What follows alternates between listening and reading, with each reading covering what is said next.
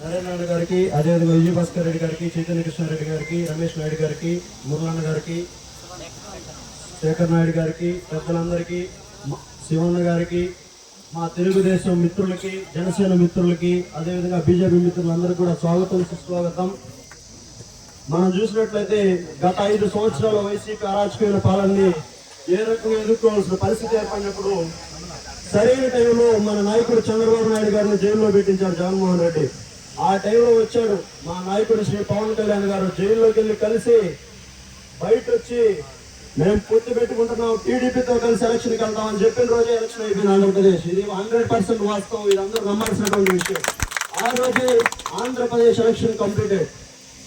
100% damn sure నేను చెప్తున్నాను. ఆ రోజే మాకు అందరికి ఒక నమ్మకం వచ్చింది. అరాచకమైన పాలన ఎటువంటి పాలన అంటే చదువుకున్నటువంటి విద్యార్థులకి ఒక్క ఉద్యోగం ఇవ్వలేనటువంటి పాలన. సబ్ ఇన్స్పెక్టర్ అవ్వాలనేది నా కళ. MBA కంప్లీట్ చేశా. ఈ రోజు ఒక సాఫ్ట్వేర్ ఉద్యోగంగా నాకు అసలు ఇష్టం లేదు సాఫ్ట్వేర్ ఉద్యోగం సైడ్ వెళ్ళినా. ఒక సబ్ ఇన్స్పెక్టర్ గా నా మంచి భవిష్యత్తు చూపుకోవాలనుకున్నటువంటి టైంలో నాకు 25 ఏళ్ళు ఉన్నప్పుడు సబ్ ఇన్స్పెక్టర్ కి ఒక ఏజ్ అనేది ఉంటుందన్నమాట, 30 సంవత్సరాలు. ఆ 30 సంవత్సరాలు దాటేసిన తర్వాత నువ్వు సబ్ ఇన్స్పెక్టర్ కి అప్లై చేయడానికి లేదు. ఉద్యోగాలకు నోటిఫికేషన్ వదలకపోతే చదువుకున్నటువంటి యువత పరిస్థితి ఏంటని చెప్పి ఒకరు మనం అందరం కూడా ఇంతమంది మనం ఆలోచించాల్సిన పరిస్థితి. చదువుకున్న వాళ్ళు మన పిల్లలు మనం చదివిస్తాం, చదువుకొని వాళ్ళు ఉద్యోగాలు చేయాలని కోరుకుంటాం. గవర్నమెంట్ ఉద్యోగాలు, వాళ్ళకి నచ్చినటువంటి ఉద్యోగాలు మనం ఉండాలనుకుంటాం. ప్రభుత్వం ఆ రకంగా ఉద్యోగాలు మనం కోరుకుంటుంది. ప్రతి ఒక్కరు ఆశించిన విధంగా ముందుకెళ్ళాలని కోరుకుంటారు. చంద్రబాబు నాయుడు గారు మీరు అందరూ కూడా ఆలోచన చేయండి. ప్రభుత్వం స్థాపించినటువంటి వ్యక్తినే మొదటి సంతకం మెగా డిఎస్సీ పైన 15,000 పోస్టులకు అధికంగా టీచర్ పోస్టులు రిలీజ్ చేయడం జరిగింది. దీనందరినీ కూడా మీరు అందరూ ఆలోచన చేయాలి. ఏ రకంగా అయితే చదువుకున్నటువంటి విద్యార్థులు మన రాష్ట్రంలో భవిష్యత్తు బాగుండాలి, అదే రకంగా చూస్తే ముందు చూపుగా ఏ రకంగా అయితే చంద్రబాబు నాయుడు గారు హైదరాబాద్ అభివృద్ధిని ఆయన 2 ఎకరాల పొలం, చిన్న కుటుంబంలో పుట్టి ఒక యూనివర్సిటీలో రాజకీయాలు చేసి విద్యార్థి స్థాయి నుండి రాజకీయాలు నేర్చుకొని 28 ఏళ్ళకి ఎమ్మెల్యే అయ్యారు. దీని అందరూ కూడా మనం గర్వించదగాల్సినటువంటి విషయం. ఎంతో మందికి ఈ భారతదేశంలో ఉన్నటువంటి రాజకీయ నాయకులకే ఎంతో స్ఫూర్తిగా నిలిచినటువంటి నాయకుడు శ్రీ చంద్రబాబు నాయుడు గారు. నేను ఈరోజు జనసేన పార్టీలో ఉన్నప్పటికీ, మా నాయకుడు పవన్ కళ్యాణ్ ఉన్నప్పటికీ నాకు పర్సనల్ గా చంద్రబాబు నాయుడు గారు అంటే ఎంతో అభిమానం.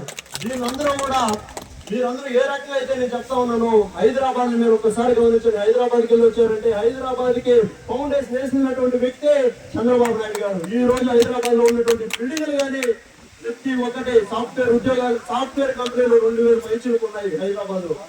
ఎంతో మంది హైటెక్ సిటీ కానివ్వండి, పెద్ద పెద్ద మెట్రో రైళ్లు కానివ్వండి, వీటన్నిటికీ కారణం చంద్రబాబు నాయుడు గారు. 5 ఏళ్ళు పరిపాలించారండి. మనం అందరం ఓట్లేసి జగన్మోహన్ రెడ్డి గారు అవకాశం ఇచ్చారు. ఏం చేశారండి జగన్మోహన్ రెడ్డి గారు ఈ రాష్ట్రానికి? ఎక్కడైనా ఒక రోడ్ వేశారా? ఎక్కడైనా ఒక సిమెంట్ రోడ్ వేశారా? మీరు గమనించండి. పునపాక ఊరులో చుట్టుపక్కల సిమెంట్ రోడ్ వేశారు. ఊరు నుండి రోడ్డు వరకు మనం రోడ్ వేసిన, మనం తెలుగుదేశం ప్రభుత్వం వేసినటువంటి తార్ రోడ్డు ఎన్నో ఏళ్లుగా ₹1 కోటి పైచులకు మనం ఖర్చు పెట్టి తెలుగుదేశం ప్రభుత్వంలో ఊర్లో నుండి వర్షం వస్తే రోడ్లో దాటలేనటువంటి పరిస్థితి మనకుంటే ఖర్చుల ద్వారా ₹2 కోట్ల పైచులకు మనం తెలుగుదేశం ప్రభుత్వంలో ఖర్చు పెట్టి 2 బ్రిడ్జిలు కట్టడం జరిగింది. దీన్ని మీరు అందరూ ఆలోచన చేయాలి. ఏ రకంగా తెలుగుదేశం ప్రభుత్వం మన గ్రామాన్ని అభివృద్ధి చేసిందో, ఏ రకంగా అభివృద్ధి చేసిందో మీరందరూ కూడా ఆలోచన చేయాలి. సంక్షేమ పథకాలు చంద్రబాబు నాయుడు గారు వచ్చిన వెంటనే మీరు ఆలోచన చేయండి. ₹50 ఉన్నటువంటి పెన్షన్ ఈ రోజు 4,000 చేసినటువంటి ఘనత చంద్రబాబు నాయుడు గారికి దక్కుతాయి. జగన్మోహన్ రెడ్డి గారు చెప్పాడు, నేను అధికారంలోకి వచ్చిన వెంటనే ₹3,000 పెన్షన్ ఇస్తాను. ఇచ్చారా? ఒక కొత్త పాలసీని తీసుకొచ్చాడు. లేదు నేను అట్ట చెప్పలేదు, నేను ఇట్ట చెప్పాను, ₹250 మీకు పెంచుతానని చెప్పి ఆయన ప్రమాణ స్వీకారం వచ్చేసి ₹250 పెంచారు. 250 కాదు, చంద్రబాబు నాయుడు గారు ఏదైతే ఏప్రిల్ నుంచి చెప్పాడో ₹1,000 పెంచి ₹7,000 మీకు అందరికి జూన్ నెలలో ఇచ్చావా లేదా? ప్రతి ఒక్కరికి జూన్ నెలలో ₹7,000 ఇచ్చి ఇప్పుడు నెల 1వ తేదీన ₹4,000 పెన్షన్ అంతా ఉన్నది. అదే విధంగా పట్టకూటితో ఇబ్బంది పడుతున్నటువంటి ₹5 భోజనం పెట్టి ప్రతి ఒక్కరు పేదలకి ఈ రోజు అన్నదానం చేస్తా ఉన్నాం.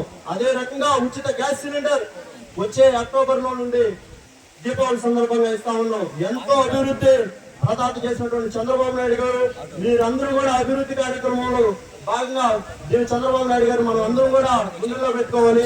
ఈ అవకాశం ఇచ్చినటువంటి పెద్దలకి మనస్ఫూర్తిగా హృదయపూర్వక కృతజ్ఞతలు తెలుపుకుంటూ సెలవు తీసుకున్నాను. జై జనసేన, జై హింద్.